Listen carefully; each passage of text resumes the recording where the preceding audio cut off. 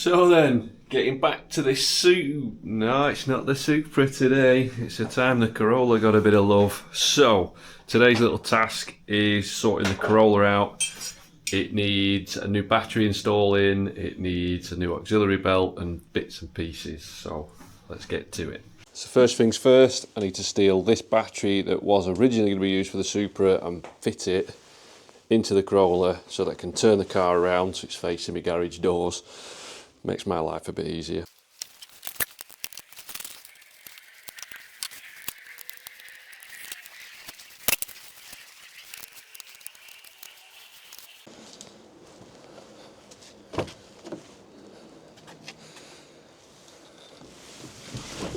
Is this all mould on here? Bet it is. Yeah, it's all black mould.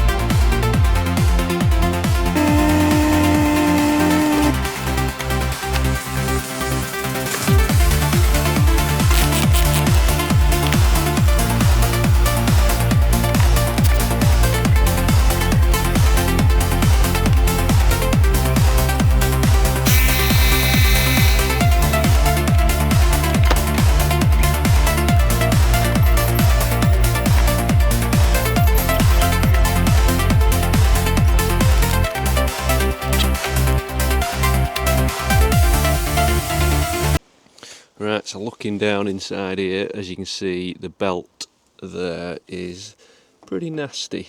So that's what I'm changing today. So as you can see down here, if I can get my hand into the camera as well as trick it, you can see that this belt has actually completely split. It's cracked. Can you see that? So yeah, down there on that one shows it a bit better. Can actually pull the belt in half. So yeah, this belt needs to be replaced. So the tensioner, as you can see, is that bit there with that little bit of a number on it. So that's the actual gas strut for the tensioner. And then down here, it's hard trying to get my hand in here with the camera as well as. So that nut there is a 17, I think it's a 17, it's either 17 or a 19, pretty sure it's a 19 now thinking about it, but that nut there, because it's only a cast soft aluminium, what you need is an actual full hexagon head socket. If you just use your multi-fit socket, so the ones that got like 20 odd points inside it as opposed to just the standard points, you run the risk of stripping the outside edges, stay there, of that hexagon part off the alley bit there, and then you need a new bit because you can't release the tension off of it. So because it's only soft alley, it is likely to strip, so that is what I've been recommended to use. So hopefully get this pipe just moved slightly out of the way, and then we can go from there. So if I hold that there and pull on this, can you see down there that the belt starts to move? So that's just releasing the tension off of that belt. Now I've got to try and figure out a way to hold that and get my hand in there to get the belt off at the same time without letting go of this, because there's some tension on that, I can tell you. So yes, not quite sure how I'm going to do this, but yeah, I'll have to have a go. Right, so just a loaded camera there, you're probably going to get in my way, but at least I can get two hands in there now. But I just still need to figure out how to push that and hold it out the way. Because I can't do that with my left and then let go and get hold of that. I need a bigger bar on there, unfortunately. Let me go grab another spanner. So as you can see, I've just hooked another spanner over the top of that, so that should allow me to pull that back. Oh, don't slip.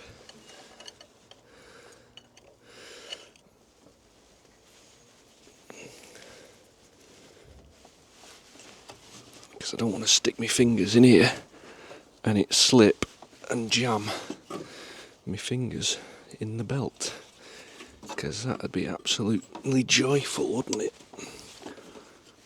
There's always, no matter what job you're doing, something in the way.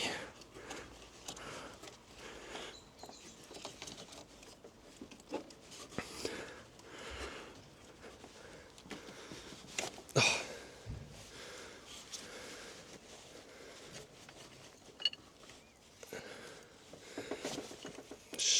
Yeah, the camera's in the way there.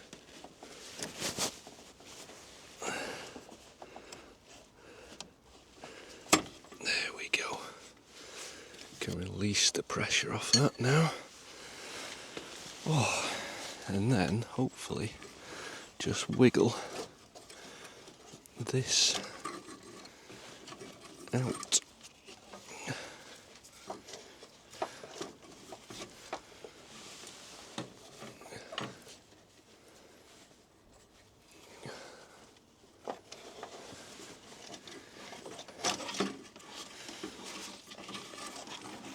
There we have it. Belt's out. So as you can see, that belt had pretty much had it. It's cracked all the way around, so it just needs replacing. So I've got two new belts here. One is slightly longer than the other. They're both exactly the same other than length. So I just need to get one out, try it against this, see which one fits the best.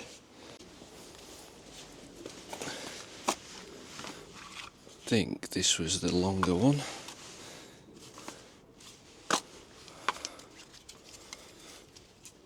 It's never easy to do because one's brand new, one isn't. I'm pretty sure it is that one though. I don't think it'll make much difference. But yeah, pretty sure it's that one.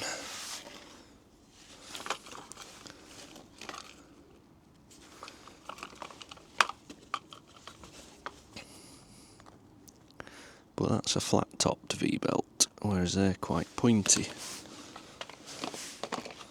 So what's this one like? Flat.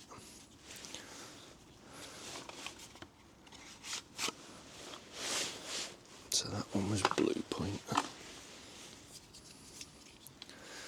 Just try them both, make sure.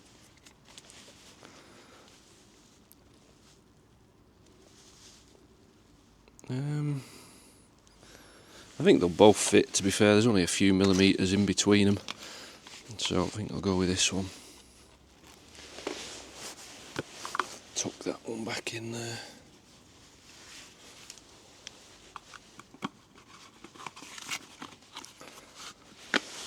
And I've also got a new pulley because one of them was a bit knackered.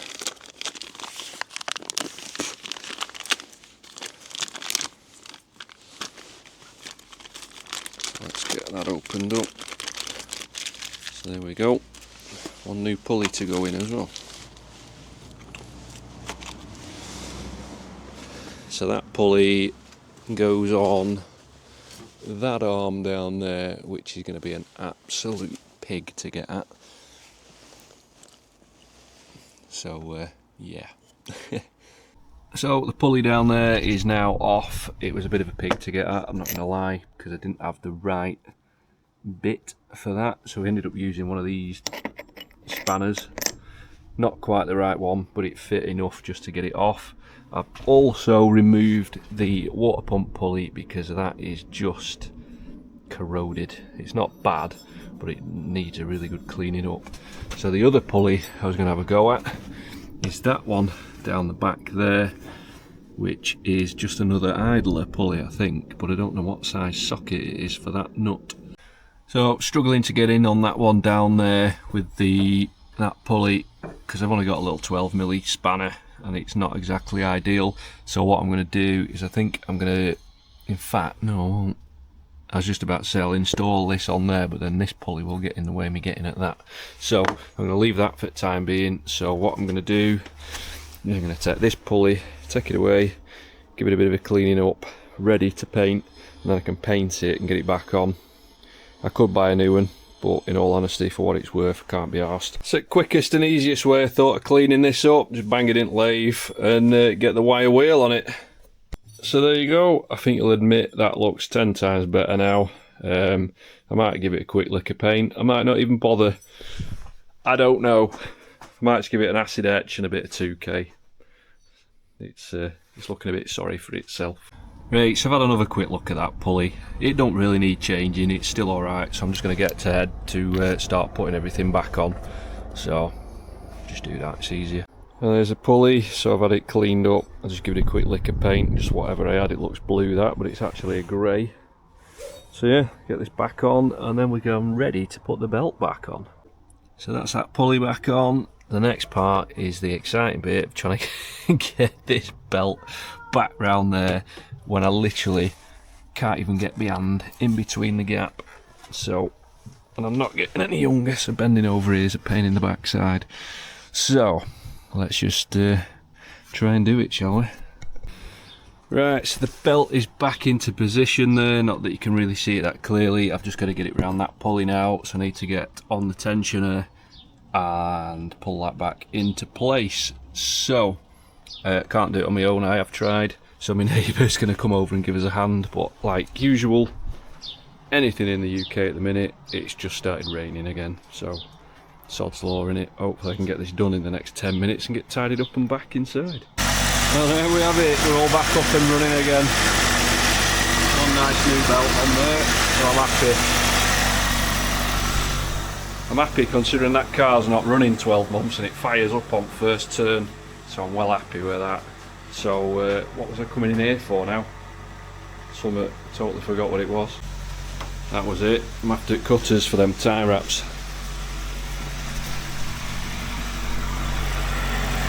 So we'll chop these off.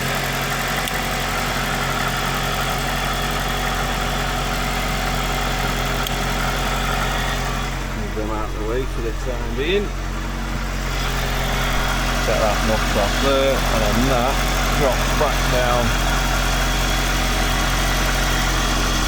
and back onto there like that.